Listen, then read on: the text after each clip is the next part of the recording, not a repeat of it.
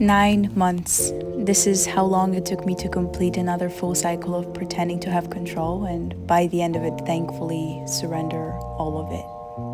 I quit sales after a generational full-year run, packed all my stuff, and yeah, I moved to Bali. But let me start it slowly. I'm on, but you want me home. I get you what you want, but you want me alone. Baby, I'm acting. You held me up when I was down and out, but I don't want you waiting around for me. I don't want you waiting too long. I don't want you waiting too long. She hold me down like gravity. We on the front page of them blogs. Would you be mad at me if the whole world knew this we was on? Would be tragedy. My niggas be globe trotting like travel teams. You always in my travel dreams. Lace up 2, 3 stripes and I'm gone, but you just want me home. Shorty hit my jack like, what the you doing? Bitch, I'm all alone. You gon' press me now? And she gon' stress me out and cuss me out. I had my fair share of women, feelings don't catch me now. Don't act like I'm average. You want me home. It seems to me like we all try to capture this feeling in everything we do. The moment it hits us that inner safety isn't a constant, we freak out and crave to control what shapes our experience, and with that, every moving part of that treacherous process. Not to be dramatic, but everything we do from the moment we leave our mother's womb is performed to be unbothered by the utter insanity of this world, and try our best to emulate the warm safety that brings us the slightest memory of this invulnerability. And we play the nonchalant future mode for as long as our nervous system can sustain it, while internally just needing a hug, for real. And I'm saying this as if I remember what it feels like to be curled up in a womb. I don't think I was thinking much back then, but for some reason, we all somatically remember the vibes in there. The inner safety chase shows up unconsciously in everything we do. And as people, we do the hiding and seeking for so long that some of us die trying to fill this unsafety hole in their chest. They hide behind their extreme ambitions like a kid behind the couch. They cover their body with isolation-induced unrelatability and suffering so unique that they start forgetting that there's no one looking for them. They spend hours, days, years behind the couch, waiting while no one was even counting. No one was looking. Not because no one cares about them, but because everyone is busy behind their own couch, craving the same feeling in a slightly different font. To be witnessed, maybe, or to be experienced fully. Not sure what exactly we think will bring that inner safety back, but there's definitely multiple ways to substitute God in this game, and we all try most of them in our lives. And underneath that chase is fear. We don't call it that though. We call it ambition, we call it standards, we call it being strong-minded. But underneath almost every control instinct is so much terror. Fear of being witnessed. Honestly, maybe fear of being unwitnessed too.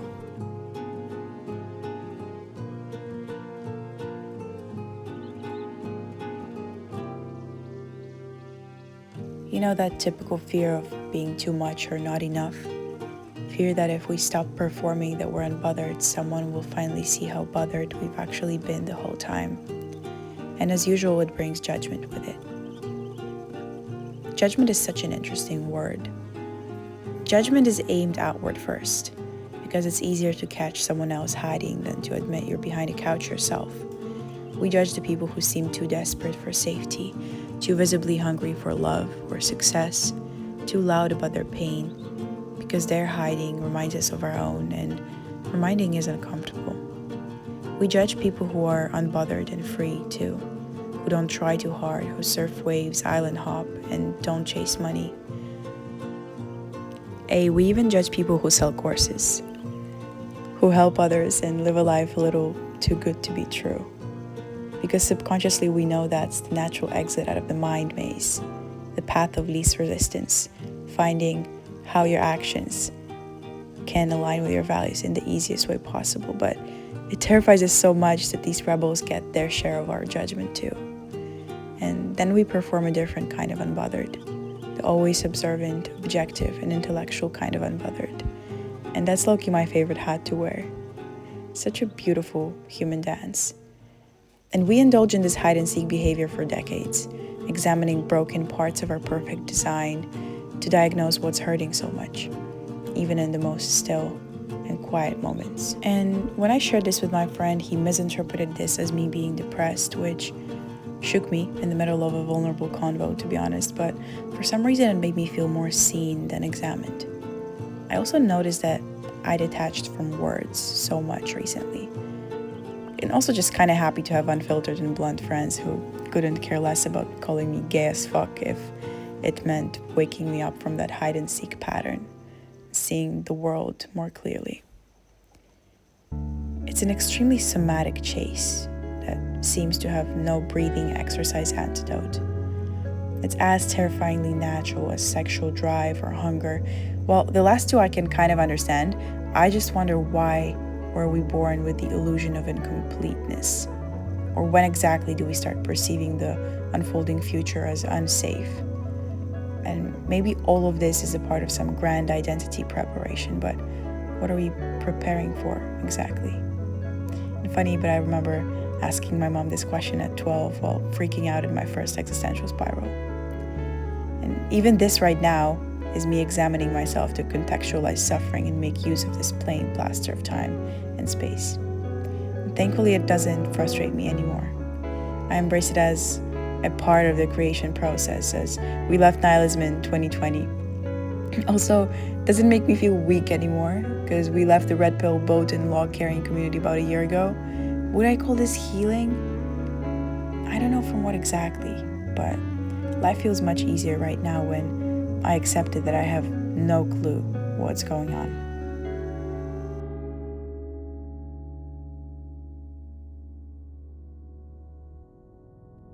So, if fear built the couch I was hiding behind and judgment was the game I played, then remorse is what shows up when I get tired of playing and tired of waiting to be found. If you haven't figured yet, we are all the person hiding behind the couch and the person who was meant to find us. We just get over-identified with the hiding hat too much. And I love that we all circle this process same way we all start walking for the first time. We cry when we teeth, we learn to emulate sounds and formulate our first sentences. None of these processes are controlled or desired outcomes, they just happen. And we don't overthink or over-prepare for them, they're expected. I look at the hide and seek game as a similar process with very distinct value, especially when we notice that we all have our couch that we hide behind. Interconnectedness and very human universal pattern, if you will. And you know what? I really love people. When I say that, I really just mean I love God and I see God in everyone, and it helps me understand how to love myself without vanity through that. And when talking about this interconnectedness, I need to give credit to everyone who inspires me to keep living and makes me feel witnessed from behind the couch just by existing.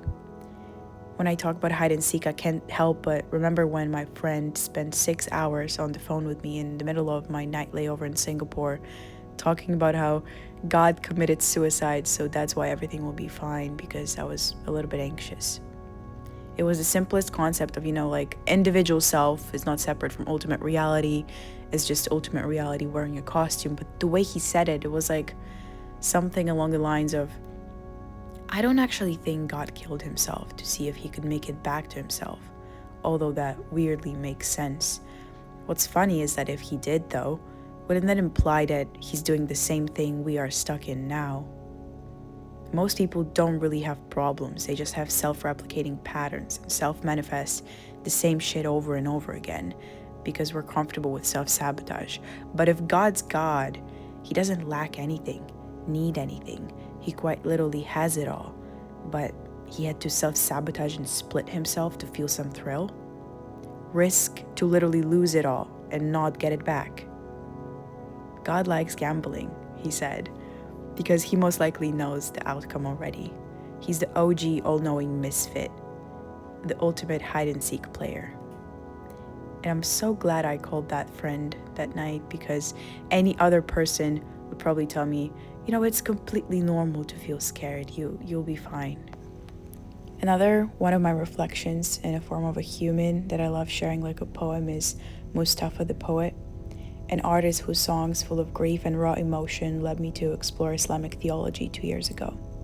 I'm actually only mentioning this because I watched the full podcast with him the morning I sat down to make this video, and this is just how inspiring the realness of simply being and expressing is when you witness yourself in someone.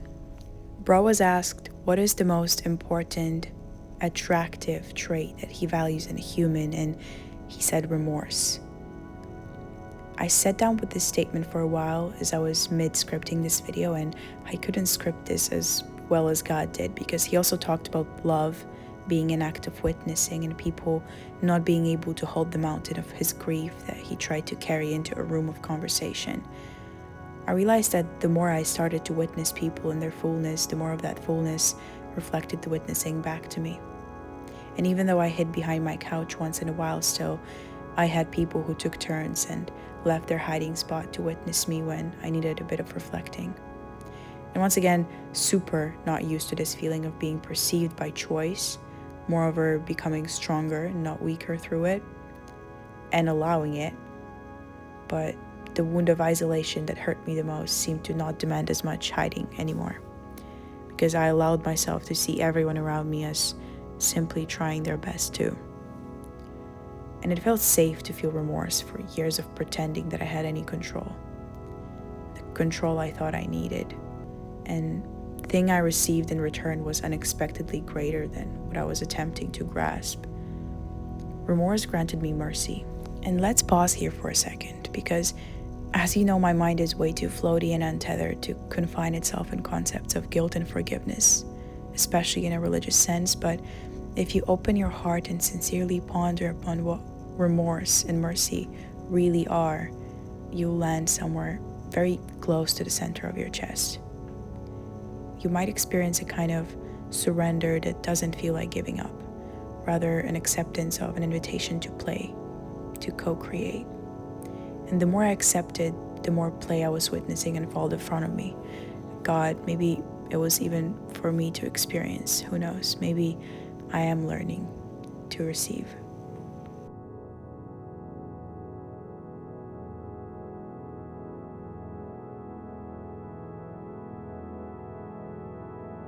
When co-creating with God, I had to stay aware of the hide-and-seek pattern in every decision I was presented with.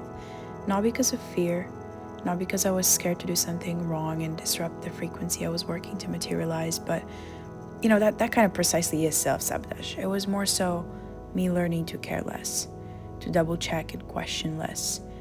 There was nothing wrong in a little lack of trust once in a while. It just stopped fitting the puzzle of the vision I had in front of me, so I let it be and dissipate gracefully.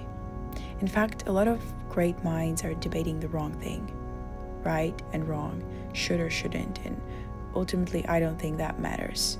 It just is. So if you, the observer, and ultimately the decider, get to decide between who wins, best self and worst self, another way to say it, who is in control that day. If worst self is winning, you self-sabotage and fall back into bad tendencies or whatever. If best self wins that day, you're dialed, crushing it, you feel good, you can handle any obstacle no matter what the physical reality is reflecting that day. And every single day, I think, we choose who we actually are in relation to this reality. So it's my way of reminding myself that I am free to choose to be worst self, wear the mask, etc. But ultimately, I am just wearing the mask, hiding from my true self. So you're always presented with a choice, and to play with ease, you shouldn't judge the hiding or the seeking person. I just think we're playing this game with our highest and lowest vibration. And reality is just a mirror. So best self wins through doing what you intuitively know you need to do, through discipline, patience, and faith. Worst self wins through self-sabotage, energy blocks, being stuck in the past narratives, anger, doubt, shame. So while in the past my conviction was ruled by whether or not I made the right choice, right now I can flow through doubt, noticing how it has place to be there in the spectrum of my choices and holds immense value for me to work with and transmute. And that instinctively feels like the right equation, because the more you run away from something, the more it chases you. So when it comes to generating trust in the unfolding and having unshakable inner safety, I learned to accept that security won't come from lack of obstacles or a smooth mind free of worry. It will come from a solid core of knowing.